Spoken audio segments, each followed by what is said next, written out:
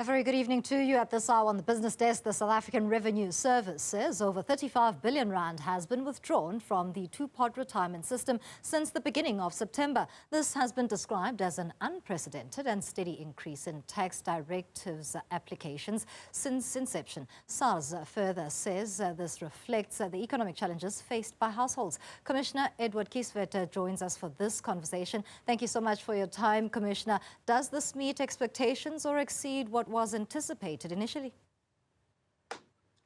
Well, so good evening. So I think the initial estimates done by various sources was that there are about 6 million taxpayers who would potentially qualify for withdrawal, and that we thought that probably between 50, around about 50, a little bit more of them would make use of this withdrawal.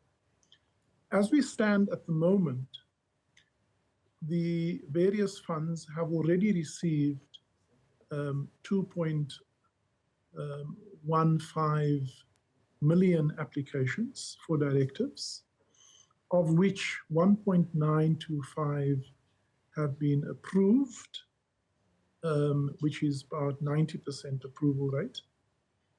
163 were rejected for some submission error that the fund administrator have identified. But SARS has declined about 42,000, and the fund itself have declined about 28. And that would be typically because there's some duplication of an ID number or duplication of or two tax numbers for the same individual. But we're approaching the 2 million mark. And we think that we will see a steady inflow for the rest of this year. That may take us close to 3 million, or about 50% of the 6 million that we targeted. Sure, Commissioner, that's a large number. Pardon me for interjecting there. Close to 3 million as anticipated in terms of where we might go here. And I want to chip in and ask whether this then justifies the new dispensation, as it is noted that it paints a picture of distress in consumer finances. Well, so first of all, we must understand that this money is earmarked for retirement when we are not able to work anymore, because the alternative is we also become one of those long growing list of dependents on social grant systems, which is unsustainable.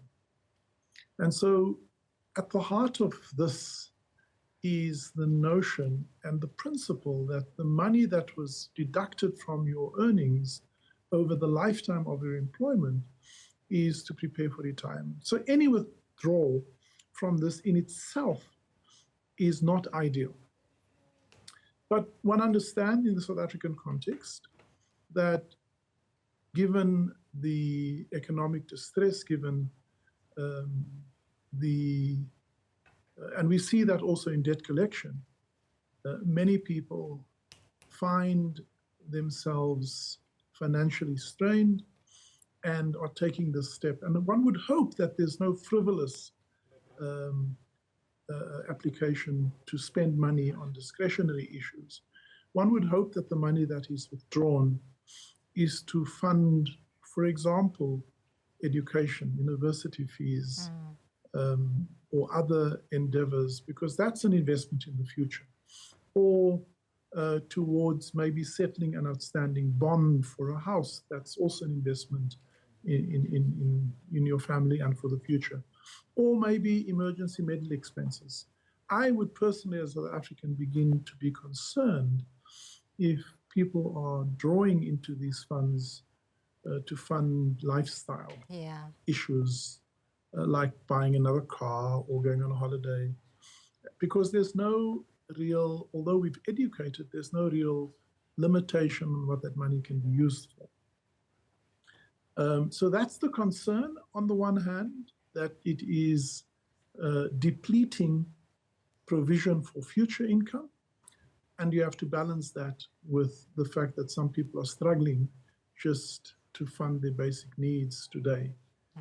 And that's that tension that we are currently seeing. So 3 million out of a employee base, current employee base of about 16 million. Remember, although we say we have 8 million employees or individuals who contribute towards the individual tax system, it's because the other 8 million are below the threshold to pay taxes. We see a spread across this segments, but there's clearly a higher need for access to this money from those who are on the lower income bands. But it is a concern, and you're quite right to point to it.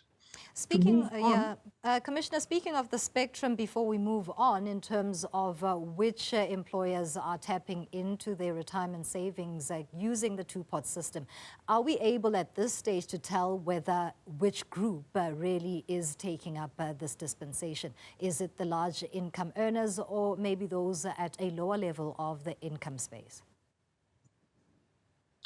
Our early indication is that it's across the board that people are withdrawing, and people withdraw for different reasons.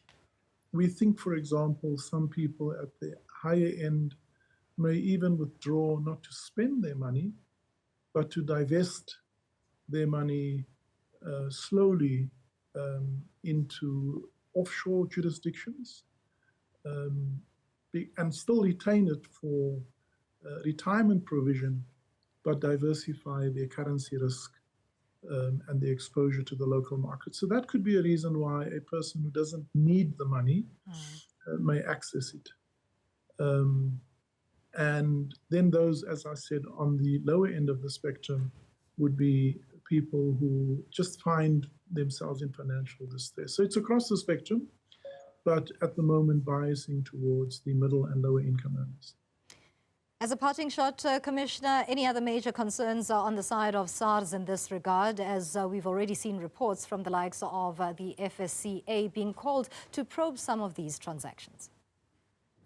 Well, I think the probing is definitely not on the directives. It may be certain practices with funds, and we're going to leave that for the FIC to look at. What I can share is that the gross lump sum so far against the now almost 2 million directives is 35.5 billion. The tax that we will withhold is now close to 9 billion.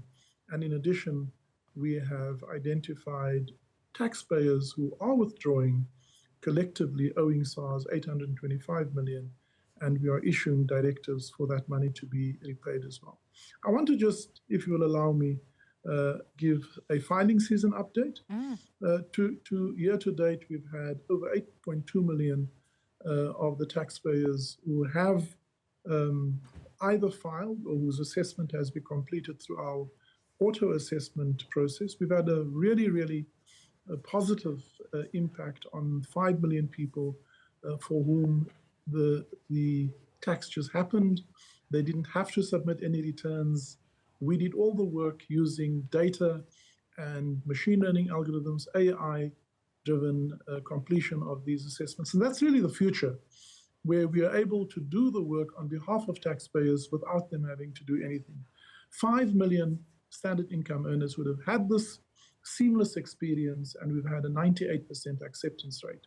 Then beyond that, we've had 2.3 million taxpayers who have filed with us, and a further 900,000 who have walked to our branches and whom we have assisted to file.